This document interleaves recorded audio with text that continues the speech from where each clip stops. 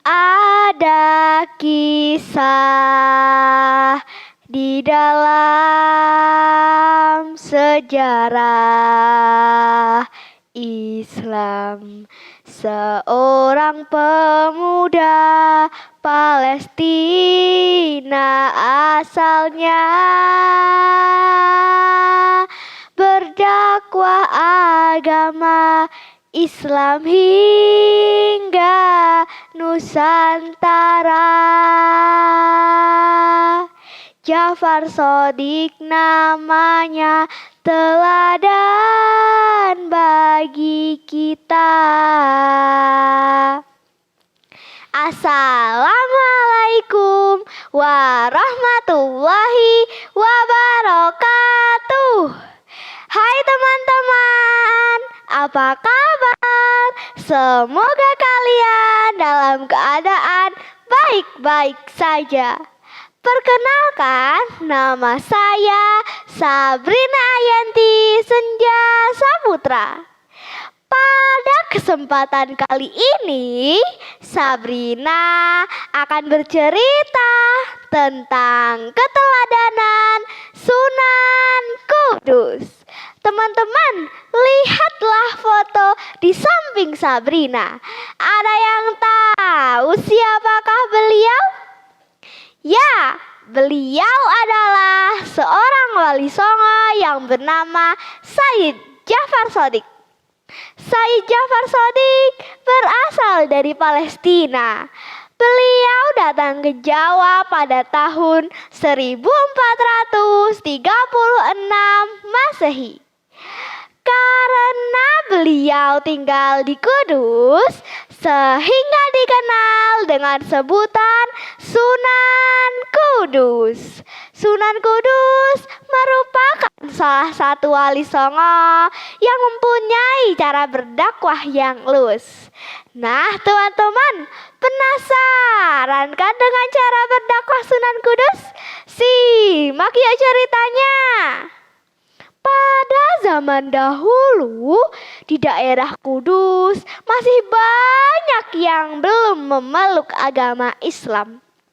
Untuk mengajak mereka masuk Islam, tentu bukan pekerjaan yang mudah. Di dalam masyarakat seperti itulah Sunan Kudus harus berjuang menegakkan agama. Pada suatu hari, warga di desa tempat tinggal Sunan Kudus dikejutkan dengan suara seekor sapi. Mo, mo, mo. Mendengar suara tersebut, warga Kudus penasaran dari mana suara sapi itu berasal. Nah, teman-teman, kira-kira dari mana coba suara sapi itu berasal? Ternyata suara sapi itu adalah suara sapi milik Sunan Kudus yang ditambatkan di halaman rumahnya. Warga Kudus yang mayoritas beragama Hindu tergerak hatinya. Mereka penasaran apa yang akan dilakukan Sunan Kudus terhadap sapinya. Sapi dalam pandangan agama Hindu adalah hewan suci yang menjadi kendaraan para dewa. Menyembelih sapi merupakan perbuatan dosa yang dikutuk para dewa. Karena penasaran, warga Kudus baik tua maupun muda, baik yang beragama Islam, Hindu maupun Buddha, berbondong-bondong menuju halaman rumah Sunan Kudus. Setelah jumlah penduduk yang datang bertambah banyak, Sunan Kudus lalu keluar dari rumahnya dan berkata,